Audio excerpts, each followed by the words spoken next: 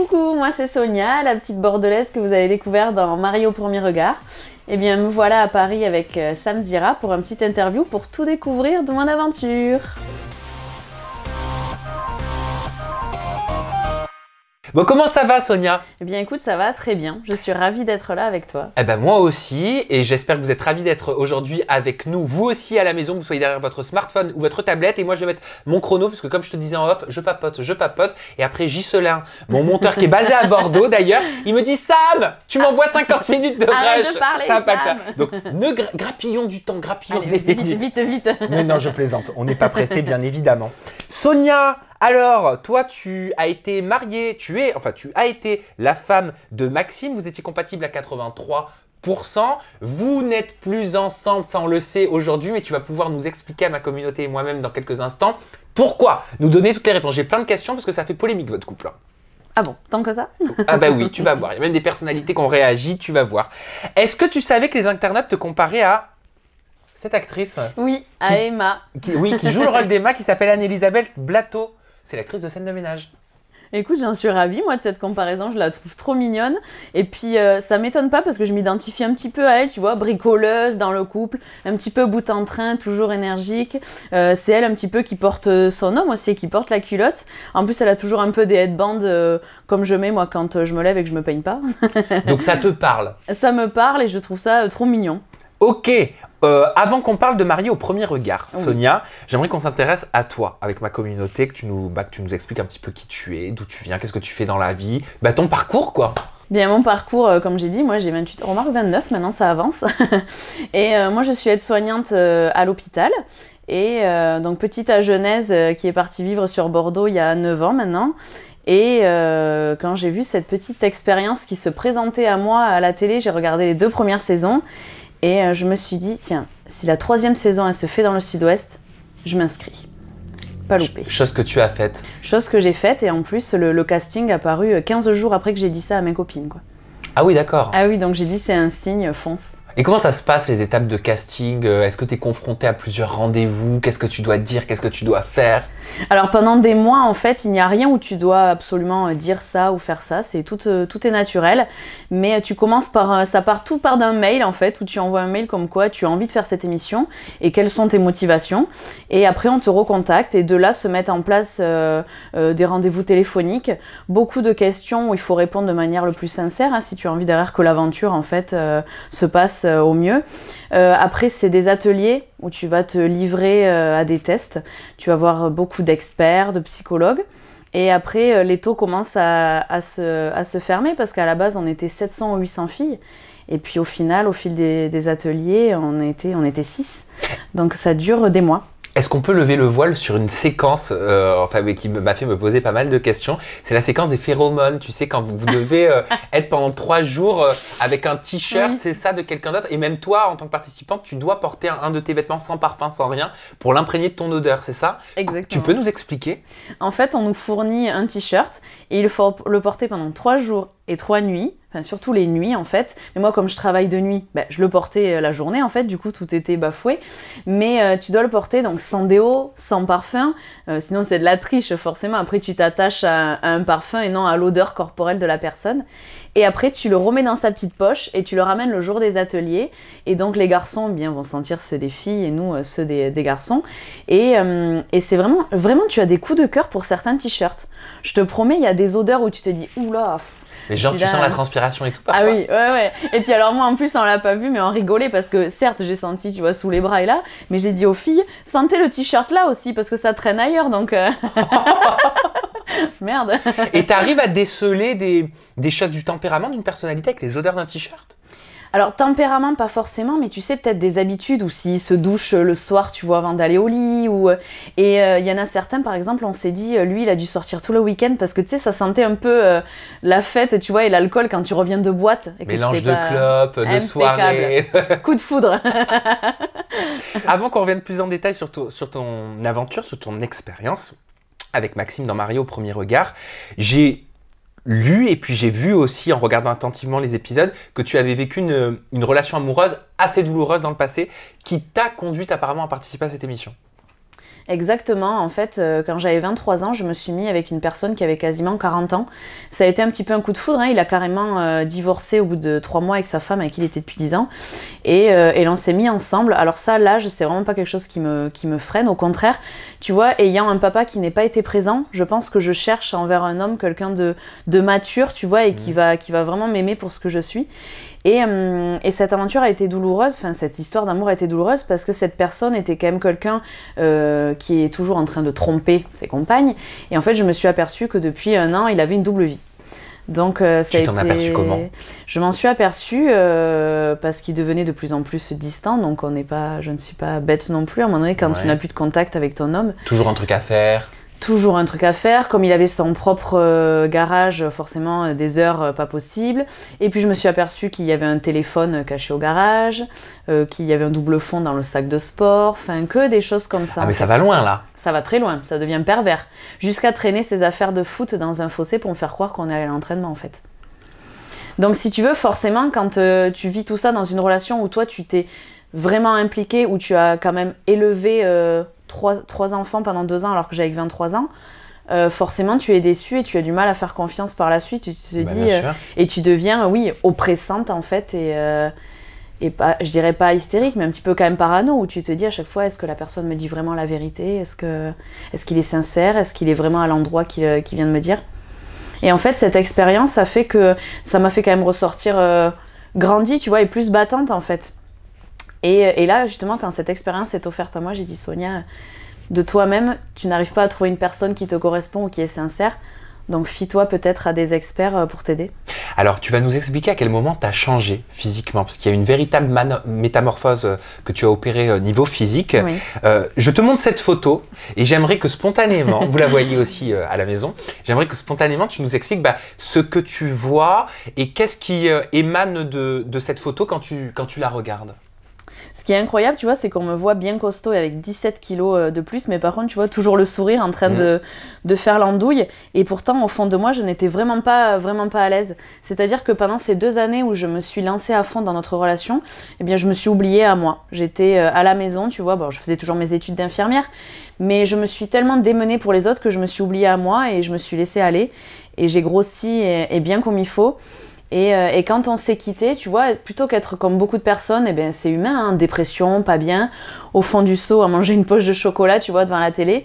Je me suis dit non, Sonia, tu sais quoi, il a voulu faire l'infidèle encore une fois de plus et aller voir ailleurs. Toi, par contre, tu vas te battre et tu vas mincir et tu vas prendre ta vie en main maintenant. Et c'est ce que tu as fait? Et c'est ce que j'ai fait en perdant tout ce poids.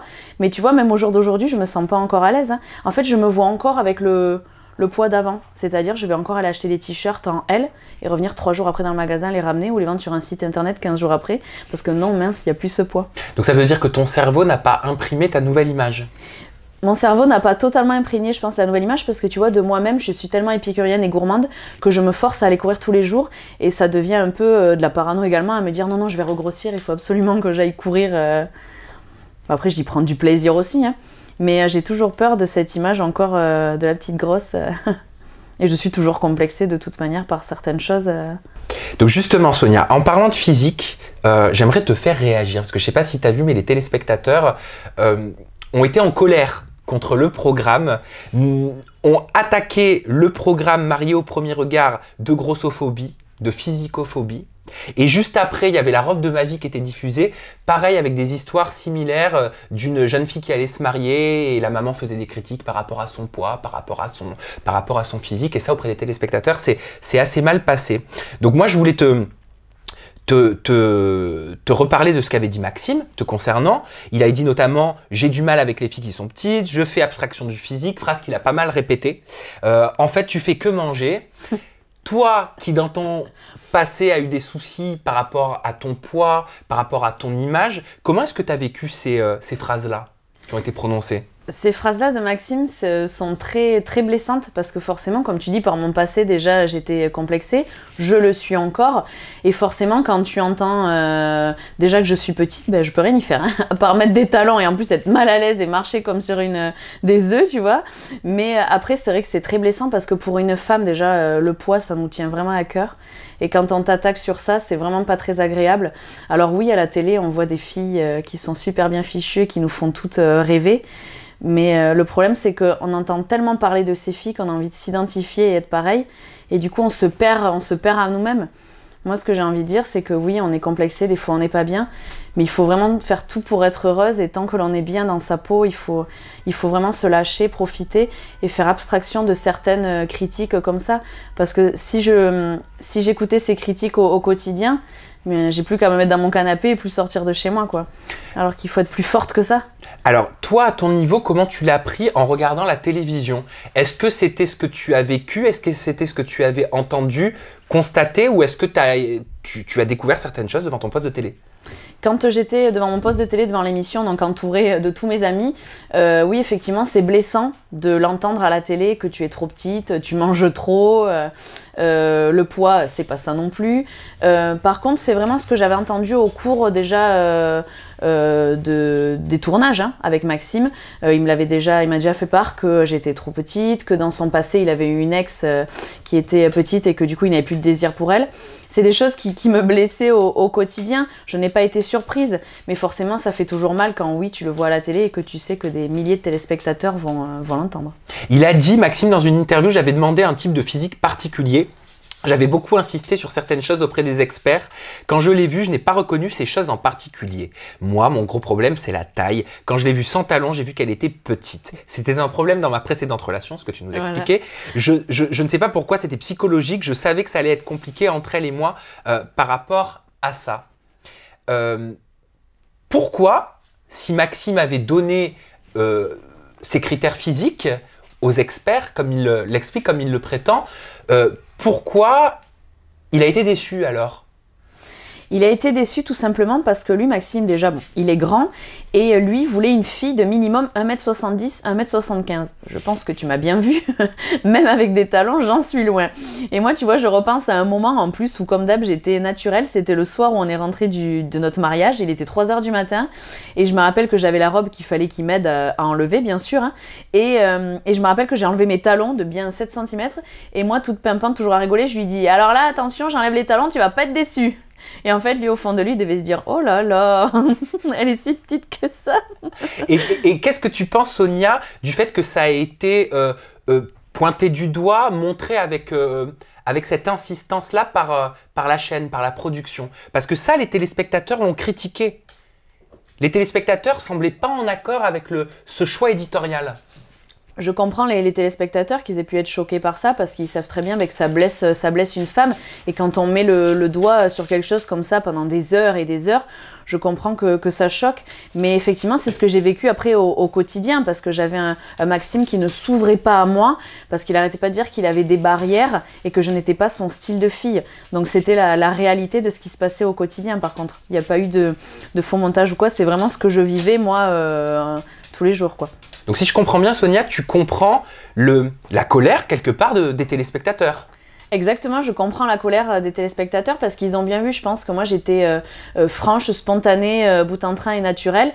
Et je pense que ça les a aussi blessés à eux en fait de voir derrière que par contre moi je ne convenais pas à la personne et que surtout Maxime insistait sur ça quoi. Et est-ce que tu comprends le choix éditorial de la production? Est-ce que c'est un choix délibéré? Est-ce que c'était exagéré selon toi? Pour ma part, moi je n'ai pas trouvé ça exagéré, non, je pense qu'ils ont fait vraiment de la manière dont ça s'est passé. Parce que c'était vraiment quelque chose où au cours des mois ensemble, Maxime était bloqué par rapport à cette soi-disant taille. J'avais vraiment l'impression d'être une naine, quoi. À un moment donné, c'est vraiment blessant et si tu veux, tous les jours, quand toi tu essayes de faire tous les efforts qu'il faut pour que ça marche, mais que tu sais que c'est juste une question de taille, bah, tu te dis je pourrais rien y faire en fait. Parce que Marlène de son côté, tu as suivi l'émission. Oui, hein, tout à fait. En plus, Marlène de son côté a dit bien sûr j'ai des complexes comme la plupart des femmes mais je vis très bien avec mes rondeurs. J'espère que malgré les montages, vous avez su le voir dans ma façon de m'habiller. J'aurais aimé qu'il se focalise moins sur le côté ronde. Est-ce que tu peux comprendre sa réaction? Ah, je peux totalement comprendre sa réaction. Marlène, en plus, c'est quelqu'un voilà, qui est adorable. Et je pense qu'elle aussi, ça l'a blessée, malgré tout, que l'on exagère sur ce côté rond, sur la robe qui n'allait pas, que l'on soit obligé d'aller en chercher d'autres en urgence. Et je pense qu'elle aussi, ça l'a blessée, forcément, la pauvre, qu'on exagère comme ça pendant 2 ou 3 émissions sur ses rondeurs. Malgré qu'elle le vive bien au quotidien, qu'elle ne soit pas gênée. Je pense que par contre, quand en plus c'est pour ta robe de mariée, pour le jour qui est censé être le plus beau de ta vie, tu dois te sentir quand même mal à l'aise, oui. Qu'est-ce que tu réponds à ce tweetos qui dit « Non mais Sonia, comment elle se fait humilier par Maxime SVP, #NoRespect ».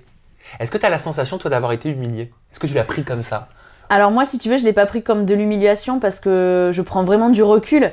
Mais quand je vois les milliers de messages de soutien que je reçois des internautes, je trouve ça vraiment adorable de prendre comme ça, je dirais pas parti pour moi, mais d'avoir su vraiment voir la fille que j'étais et que je suis toujours, et de voir que ces critiques-là, oui, pouvaient me toucher. Et tous leurs messages me touchent vraiment, et je fais en sorte aussi, moi, de répondre à tout le monde pour leur dire merci, quoi. Alors ça, j'ai pas compris et je vais compter sur toi. J'ai relevé ce message sur les réseaux sociaux te concernant qui dit « Oh, la musique qu'ils ont mis à l'entrée de Sonia, il n'y a plus de respect. Entre ça et les sous-entendus lourds sur le poids de Marlène et Sonia, super saison M6. » Et si je te pose la question, en toute franchise, en toute honnêteté, j'ai essayé de retrouver la musique, je n'ai pas retrouvé. C'est vrai? Oui. À quoi ils font référence? Moi, je l'ai encore dans la tête. C'est, tu sais, genre quand tu fais un flop, quoi. Comme ça, ça fait. Exactement, voilà. Ok, j'ai compris. Ah d'accord, ben je comprends mieux. Donc ça, les téléspectateurs l'ont noté. Oui, oui. Pourquoi ils l'ont noté? L'as-tu noté toi aussi? Et qu'est-ce que ça sous-entendait, cette musique, selon toi? Franchement, ce passage-là était horrible. Tu vois, moi, les soirs de diffusion, on est tous chez moi avec tous mes amis, on est une vingtaine assis par terre à regarder comme ça. Et là, quand on me voit déjà rentrer dans la mairie, je savais que c'était le moment où j'allais être le plus stressée de toute l'expérience. Et là, je rentre déjà et je regarde donc la télé comme ça. Et là, on entend cette musique. Oh, on s'est tous... voilà, en faisant une couche. Et là, on s'est tous regardés chez moi et on s'est dit, ah ouais, ouh. Et puis là, d'un coup, en plus, tu vois le regard de Maxime comme ça, l'air de dire... ah mince, je peux partir maintenant ou je peux attendre un peu? Et j'avoue que ça fait mal, parce que t'as l'impression que là aussi, allez, ils mettent le doigt bien où il faut, quoi. La productrice de l'émission a répondu, je sais pas si t'as vu. Ah non, j'ai pas vu. Parce que les téléspectateurs se sont tellement emparés des réseaux sociaux pour afficher leur mécontentement. Il y a eu une réponse de la productrice qui était la suivante. On raconte la vérité. Ce qui s'est passé, c'est qu'elle a choisi des robes, je crois que c'était en parlant de Marlène, hein, sur un catalogue. Elle a dit sa taille, elle ne rentre dans rien. Et on a dû aller chercher des robes en urgence. À un moment donné, si on ne raconte pas toutes les étapes, on perd de l'authenticité du format et on n'est pas là pour raconter du rêve. Toi, tu as l'impression d'avoir vécu une aventure qui raconte du rêve ou d'avoir vécu une aventure qui raconte la réalité? Alors pour moi, ça racontait la réalité. Mais par contre, j'avoue que de rajouter cette musique à l'entrée de la mairie, c'était quand même un petit peu déplacé. Parce que ça met encore plus mal à l'aise la personne une fois qu'elle découvre tout à la télé. Je pense qu'on était déjà assez stressés ce jour-là, pas bien, que l'expérience est plus ou moins passée comme il le fallait pour certaines personnes, plus ou moins bien. Mais pour moi, non, par contre, et tout ce que je vois aujourd'hui à la télé, c'est vraiment la réalité pour ma part. Ok, donc toi c'est pas comme Elodie par exemple, parce que j'ai enregistré une interview avec Elodie, alors attends je vais retrouver mes petites notes. Oui, Elodie me confiait qu'elle avait été déçue du montage. Est-ce que pour toi c'est le cas? Pas du tout, je ne suis pas déçue du montage.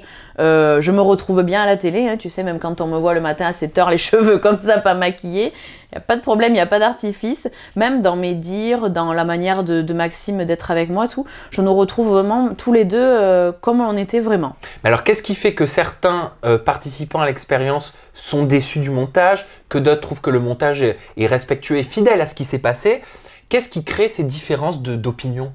Bien, c'est vrai que je sais pas parce que nous, tu vois, on est encore en rapport avec les 3/4 des participants et je comprends pas ce qui s'est passé avec certains. Même Florian, Oui, même Florian, hein, même Florian, je vois bien sur les réseaux. Du coup, il a fait une vidéo l'autre fois pour essayer de rétablir un petit peu la vérité parce qu'il disait qu'il se faisait quasiment insulter maintenant. Oui, il a dit c'est une blague, beau montage M6, de l'appel manqué et de tous ces jours passés, n'importe quoi. Je pensais vivre une expérience unique. J'ai juste fait une télé-réalité pour faire de l'audimat.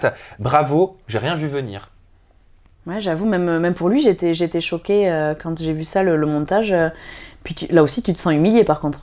Quand on voit qu'ils sont assis tous les deux à table et qu'ils ont une discussion et qu'elle lui dit « je divorce » et qu'elle s'en va, là, il était pas prêt, je pense, quoi.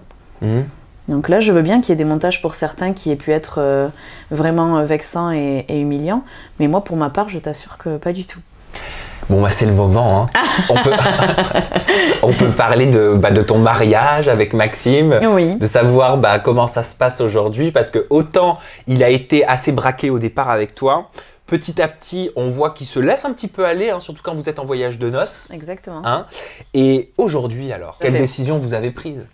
La décision qui a été prise de savoir si on restait mariés ou pas, on est resté mariés. Combien de temps 6 mois. Ouais. Nous sommes restés mariés 6 mois. Maxime a été parfait le jour où on a pris cette décision. Devant les experts, devant tout le monde, il a dit « je vais faire les efforts qu'il faut, Sonia est une fille très bien ». Même moi, on le voit, j'étais estomaquée d'entendre tout ça, tu vois, je me suis dit « c'est pas possible, elle est où la caméra cachée ?» Il a reçu un bonus. Maxime, c'est toi. Et puis après, voilà, au fil du temps, Maxime, on est quand même différents, tu vois. Moi, je suis toujours en train de bouger à droite à gauche, je suis épicurienne, j'ai besoin de mes amis. Oui, je fais du sport, mais si tu veux, c'est pas comme lui, une réelle passion où il faut y aller tous les jours et tout. Donc voilà, ce sont après vraiment des habitudes de vie et des personnalités qui ont fait que l'on ne se correspondait pas finalement. Parce que si tu veux, oui, il y a 83% de compatibilité, mais c'est pas de la magie non plus, cette expérience. Il faut savoir après, tous les deux, nous, entretenir ce couple. Et on a bien vu que c'était pas possible, quoi. Pourquoi c'était pas possible? Parce qu'on n'avait vraiment pas la même personnalité et vision du couple, si tu veux. Moi, mettons, je vais te dire, un soir, lui débauche à 18h, je vais te dire, allez, je vais acheter tout ce qu'il faut, Maxime, on se fait un pique-nique sur le miroir d'eau à Bordeaux, coucher de soleil. Eh bien, Maxime, il va te dire, non, j'ai sport, je peux pas, après je vais me coucher trop tard, on va encore manger des cochonneries, tu vois. Alors que moi, je suis spontanée, c'est maintenant. Plus dans le contrôle? Il est plus dans le contrôle et dans la retenue, oui, effectivement. Même pour tout, pour l'alimentation, quoi. Moi, j'ai faim, là, je vais te manger du chocolat. Lui, il va dire, oh non, non, non, le chocolat. Et si tu veux, moi, je suis tellement... il faut vivre, quoi. Je suis aide-soignante, donc tu vois des personnes, je dirais pas qui meurent tous les jours, mais quand même. Donc, j'ai pas envie de me retenir et de me priver de choses. Donc, on ne se correspondait pas. Bon, tant pis, c'est dommage, parce que l'issue, du coup, ça arrive sur un divorce, c'est dommage. Mais je ne regrette en rien cette expérience. Et au jour d'aujourd'hui, on est toujours en contact tous les deux. On s'est vu encore il y a 2 jours sur Bordeaux où on s'est éclaté à faire des selfies en partant chacun à notre salle de sport. Mais en mode couple, c'est pas possible. Et pendant ces 6 mois, il s'est passé quoi? Vous viviez ensemble? Vous cohabitiez? Vous voyez le week-end? Il était dans une quechua dans le jardin. Quand il était sage, il rentrait dans la maison. Non mais sérieux? Non, pendant quelques mois, on a continué donc à se voir, où il venait chez moi. J'allais pas chez lui, lui il est en coloc, ils sont 3 mecs. Moi j'ai ma maison, c'était quand même plus intime, surtout pour lui, pour se dévoiler et être plus à l'aise, c'était quand même mieux. Donc on s'est vu pendant quelques semaines comme ça, et puis en fait la relation de elle-même s'est éteinte en fait, on s'est même pas dit bon on arrête tout, si tu veux, c'est les contacts qui se sont estompés en fait. Ah bah oui, mais moi si je regarde mon passé, quand au début d'une relation les contacts s'estompent, il y en a toujours un qui se pose des questions, tu vois, qui envoie des petits messages, bah alors, t'as plus envie d'être avec moi, tu m'appelles plus, Et bien là ça s'est même pas fait. Plus que l'autre, non? Ouais. Et bien là si tu veux ça s'est même pas fait, aussi parce que j'ai travaillé sur moi, parce que si tu veux, comme on entend pendant l'émission, on a pu me trouver, tu sais, un petit peu trop avenante, trop oppressante. Et si tu veux, j'ai travaillé sur moi aussi, donc c'est pour ça que je te dis que l'expérience a vraiment été bénéfique. C'est-à-dire que je ne voulais pas lui dire, encore une fois de plus, bon alors, t'avances pas dans ton cheminement, est-ce que je te plais toujours, nan. Donc de moi-même, j'ai laissé faire. Et tu vois, je pense que ça l'a arrangé, parce que lui aussi, il a plus donné de nouvelles. Donc ça s'est vraiment fait de manière naturelle, comme ça, à s'arrêter. Sans se donner de nouvelles? Sans se donner de nouvelles. Et à quel moment vous êtes rentré en contact pour vous dire, bon quand même, faudrait divorcer? Pour divorcer. Comment ça s'est fait? Comment vous l'avez dit? Ça s'est fait comme ça parce que lui, en fait, si tu veux, il va entamer une formation pour être steward. Donc, je pense qu'il a peut-être besoin que tous ses papiers soient à jour, tu sais, en mettant marié ou célibataire ou quoi. Donc, il m'a recontacté pour faire les papiers et on s'est vu le jour du divorce. Alors, comment ça se passe, la prise en charge du divorce? Vous avez des frais? Il y a des avocats dans un divorce? Alors, il y a des avocats, effectivement, qui sont venus en plus de Paris, Marseille et tout, mais on n'a absolument rien à prendre en charge. C'est l'émission qui prend tout en charge, il faut savoir, pendant 2 ans. C'est eux qui s'occupent de tout. Ah, donc par contre, si vous divorcez au bout de 3 ans... Eh ben, tu sors le chéquier. Donc, tu sors le chéquier. Donc, en gros, faut être sûr de divorcer dans les 2 ans, quoi. Oui. Ça va durer notre couple ou pas? Parce que si ça dure pas, j'ai pas envie de payer. Si ça dure pas, j'ai pas envie de payer, dépêche-toi, dépêche-toi. Prends ta décision. Vite, vite. Et donc, non mais sérieux, ils vous payent tous les frais d'avocat, tout? Tout est pris en charge. Parce que le mariage, je savais. Oui. Elodie m'avait expliqué que tout était pris en charge, les 10 invités, l'avion, l'hôtel pour 10 personnes sélectionnées de la famille. D'ailleurs, ce que je savais pas par contre, mais c'est ce que tu m'as dit en off, donc je vais faire comme si je le savais pas pour que tu le redises, sur la déco. Qui fait la déco du mariage? C'est tellement important. Non, mais surtout la déco, il faut que ça te reflète. Et vraiment, c'était magnifique. Ils se fient vraiment à ce qu'ils ont vu chez toi. Comme ils sont venus pendant des heures, que ce soit chez Maxime ou chez moi. Bon, lui, c'est un mec, il vit en coloc, ils sont 3, donc ils se sont pas fiés à sa déco, non. Mais par contre, vraiment, chez moi, tu vois, moi, j'aime tout ce qui est vintage, brocante, mais en même temps, magasin stylé. Donc, ils ont vraiment fait un petit mélange de tout ça et c'était magnifique, vraiment. Tu choisis pas donc ta déco, le lieu aussi. Si tu vas manger dedans, dehors. Et là, on a bien vu que nous, c'était champêtre, à l'extérieur, vraiment tout ce que j'aime. La musique aussi. La musique du mariage, c'est l'homme et la femme qui choisissent une musique. Et le jour du mariage, ils ont choisi la mienne. Mais tu ne contrôles rien. Tout est géré et vraiment chapeau parce que de A à Z, tu es vraiment comme une princesse. C'était la première fois que tu te mariais? Oui. Et alors, ça fait quoi de se marier la première fois sans rien contrôler? Alors que normalement, tout le monde, les futurs mariages sont en contrôle fric total.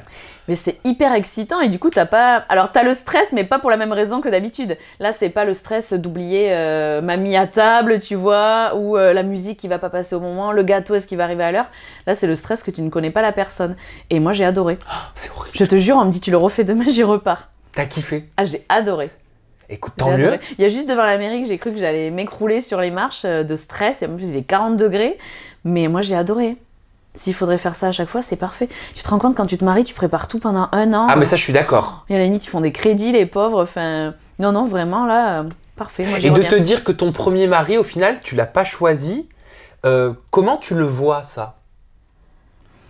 C'est pas grave, si tu veux, j'ai fait confiance à des experts pour me le trouver et trouver quelqu'un de mieux que moi, ce que je trouvais jusqu'à présent. Tu vas être sacrément déçu, hein.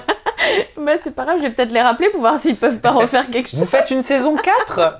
Est-ce que vous faites, tu sais, que sont-ils devenus 1 an après? Mariés au deuxième regard. Aidez-moi.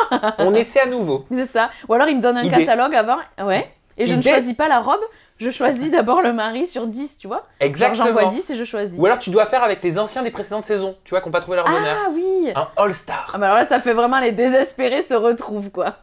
Bah pourquoi pas? Bah pourquoi attends, pas? c'est Studio 89 qui produit, ils font les Princes de l'amour, ils ont su se réinventer. Ah, mais voilà, je vais aller dans les Princes de l'amour. Ah bah peut-être. Peut-être. On parlait du divorce. Oui. Attends, j'ai oublié ma question. Oh merde. Bon, on va le garder. Tu es troublé? Non, mais attends, c'est comme à la maison, hein. On le garde. Mais c'est pas grave, on va aller sur tes coquineries. Ah là, t'as pas oublié. Ah bah non, ça, j'ai pas oublié. Alors, pourquoi on va aller sur tes coquineries? J'ai chopé les messages suivants sur les réseaux sociaux. Oui. Sonia et Nolwenn, même combat. Ou encore, elle me tue Sonia, elle est à 2 doigts d'enlever le costume du marié et lui faire l'amour contre un arbre. Hashtag MAPR. Ou alors Sonia, elle doit avoir des délires chelous pour stresser sur le sexe à ce point. Ah ouais, carrément. Tout va bien. On a cru que j'allais faire Jackie Michel derrière un arbre, quoi. Tu l'as vu tout ça? Ouais, je l'ai vu. Mais si tu veux, je prends ça même pas de manière méchante parce que c'est drôle. Et si tu veux, on a tellement vu dans les tournages, à un moment donné dans la voiture, genre on m'entend dire sexe 3 fois, quoi. Forcément, les gens, je vais se dire, ah là là, mais elle est à fond, elle. C'est pas ça, c'est que, si tu veux, j'étais tellement, naturelle pendant tout ce que j'ai pu dire, que oui, forcément, dans un couple, alors oui, il va y avoir le physique. Au premier abord, on est tous d'accord, hein, si tu te plais pas physiquement, voilà. Après, il y a la communication, mais après, il y a aussi cette alchimie, tu vois, et cette envie pour l'autre. Et si tu vois, moi, il me plaisait physiquement, Maxime, quand je l'ai vu la première fois, tu vois, c'est le grand brun barbu comme j'aime bien. Donc, forcément, comme je disais, ça fait des mois que tu attends de découvrir ton mari et tout, donc tu as envie que ça avance sur ça. Mais en plus, je l'ai dit de manière rigolote et tu vois, de voir ses commentaires, je trouve ça tellement énorme. Parce que je crois que dans les épisodes, lui, il te freine un peu, hein. Ah, totalement. On est d'accord. Je l'ai bien perçu. Et on voit même mes amis, moi, qui m'offrent une boîte carrément de préservatifs avant de partir en voyage, donc la totale. Je te jure, on va pas tarder à me sponsoriser pour une marque. Tu le prends mal si je te pose la question à quel moment vous avez concrétisé votre amour? Oh, pas du tout, moi. Ah, je peux te la poser alors? C'est la vie, hein, bah oui. Ok, parce que je me disais, mais même quand vous étiez en voyage de noces, j'avais l'impression qu'il voulait prendre son temps. Alors que d'habitude, c'est la fille, tu vois, qui veut plus prendre son temps. En principe, c'est la fille qui dit non, pas le premier soir, pas le deuxième soir. En tout cas, c'est comme ça souvent qu'on le voit à la télé. Et je trouve que c'est bien qu'on le voit différemment. Exactement. Bah oui. Non, au voyage de noces, Maxime, il dormait beaucoup. Donc, non, quand on a... Il se réveille quand? Il a peut-être donné une boîte de somnifères, j'en sais rien. Non, la première fois où on a concrétisé, comme tu dis, c'était quand on s'est installé chez moi. Vous avez pris votre temps. Ah oui. Alors tu vois, je passe pour une coquine, mais j'ai pris sur moi quand même. Ah bah oui, je vois ça. J'ai même demandé à mon s'il fallait que je sorte le chéquier, quoi. Bon, au final, je crois que cette expérience, ce sera à refaire, tu l'as dit, tu le referais. Avec plaisir. Pourquoi j'ai fait ce bruit? T'as entendu ce... Je sais pas, t'as peut-être faim. Je ne sais pas, il y a un bruit qui est sorti de quelque part là en moi. C'est un dress code. Sonia, la télé, j'ai l'impression que ça t'a plu. Ça m'a vraiment plu. Mais vraiment, et en plus, on le voit bien que je suis moi-même, j'ai pas de filtre, tu vois, et je dis les choses comme je les pense et comme j'en ai envie, en fait. Je ne calcule pas parce qu'il y a une caméra face à moi. Et vraiment, j'ai vraiment pris du plaisir à tous ces tournages, à toute cette petite vie de princesse pendant des mois. C'est cool, hein. J'ai adoré. S'il faut changer de travail demain, il n'y a pas de problème. Et est-ce qu'on va te revoir? Je sais pas, moi, peut-être Les Princes de l'amour, parce que je te l'ai dit. Tu le savais que c'était la même prod, Oui. Les Princes de l'amour? Bon, bah, voilà. Regardé Donc déjà. t'as tes chances pour Les Princes de l'amour. Mais il faut que j'aille beaucoup courir avant, parce que quand tu les vois au bord de la piscine... Et ben, est-ce que ce serait pas bien d'avoir des personnes qui n'ont pas les seins refaits, qui n'ont pas les lèvres refaites, qui ne sont pas customisées de partout, qui n'ont pas des facettes dentaires Promis, tout est authentique chez moi. Non mais je sais pas. Moi je sais oui. que mes abonnés c'est une envie. Ils arrêtent pas de me dire on veut des personnes plus naturelles à Des l'écran. personnes auxquelles ils peuvent s'identifier en fait. Parce que je comprends tout à fait, remarque ça serait bien. Après tout, on voit bien maintenant des pubs de fringues et de magasins où les filles sont un peu plus rondes. Et on s'identifie Exactement. plus que des mannequins. Netflix aussi, je sais pas si t'as remarqué, dans les fictions Netflix, que ce soit dans les séries ou dans les films, met beaucoup plus en scène des femmes qui ne sont pas forcément, qui ressemblent pas aux stéréotypes de ce qu'on avait l'habitude forcément de voir. Et elles sont belles comme des cœurs et derrière le tournage, elles mangent du chocolat et des chips et elles s'en fichent. Exactement, ça fait du bien, je trouve, cette évolution. Ça fait vraiment plaisir. Visuelle. Et des fois, je trouve qu'on est aussi beaucoup plus guirette, tu vois, et naturelle et spontanée, en fait, que certaines qui vont être trop dans la retenue et justement à rentrer dans des moules. Donc, avec plaisir pour faire une autre émission. Après chacun, hein, tu vois, moi je critique pas ceux qui font de la chirurgie, qui se font refaire, qui sont en quête de perfection. Je l'ai moi-même été étant plus jeune, voilà. Mais je pense que l'éclectisme... Ça va, j'ai pas fait l'éclectisme. Impeccable. Ça se dit comme ça. L'éclectisme à la télévision, je trouve que c'est bien. Exactement. Voilà. Et qu'il faut toujours plus de personnalités, de physiques différents représentés et d'ethnie aussi. Exactement. Voilà. On finit sur cette touche positive. Ah, avec plaisir. J'annonce peut-être tes réseaux sociaux. Allez. Allez, c'est parti. Ton compte Instagram qui n'a pas changé. Non. Ah oui, on est d'accord. Et je suis, je crois, la seule. Oui, parce qu'il y en a beaucoup qui ont fait un nouveau compte Instagram. Exactement, en fait, par peur, après, tu sais, des messages des fois méchants ou quoi, tout le monde s'est créé un compte vraiment depuis l'émission. Et moi, j'ai vraiment tenu à garder le mien, où les gens peuvent me découvrir tous les jours dans ma vie courante, en fait, avec mes amis, à l'apéro, en train de courir, avec mes chats. Mais alors, parce que je viens de voir à l'instant, oui. Ton compte Instagram, c'est Sonia-du-bas MAPR3. Oui. Donc tu n'avais pas de compte Instagram avant Marie au premier regard? Si, je l'ai renommé juste. C'était le mien qui s'appelait... Je savais pas qu'on pouvait renommer un compte Instagram. Si. Le mien, il s'appelait Saudelbounette, tu vois, mon petit surnom. C'est mignon aussi. Mon petit surnom. Et maintenant, oui, j'ai juste renommé, mais j'ai gardé le mien avec mes publications qu'il y a, tu vois, depuis 3 ans, où on me voit dans mes voyages, tout. Et t'as bien fait, Sonia. Et je le redis, ton compte Instagram, c'est Sonia-du-bas MAPR3. Bon, ça va, comment t'as senti cette interview? Super, écoute. Tout s'est bien passé? Un plaisir d'être monté à Paris te voir. Et moi aussi, un plaisir d'avoir partagé ce moment avec toi. J'espère que vous avez kiffé à la maison, que vous avez passé un aussi bon moment que nous, on a passé, enfin j'ai l'impression, à échanger, à papoter, à discuter. Merci pour votre fidélité. Vous avez la barre de commentaires juste en dessous. N'hésitez pas à nous donner votre avis sur les confidences de Sonia, de Marie au premier regard, à me dire aussi si vous avez envie de la revoir dans une télé-réalité. Et si oui, quelle télé-réalité on a envie de savoir. Ah oui, remarque. Voilà, je vous fais des gros bisous. Je te laisse le mot de la fin, la caméra elle est là. À très bientôt et merci pour votre fidélité.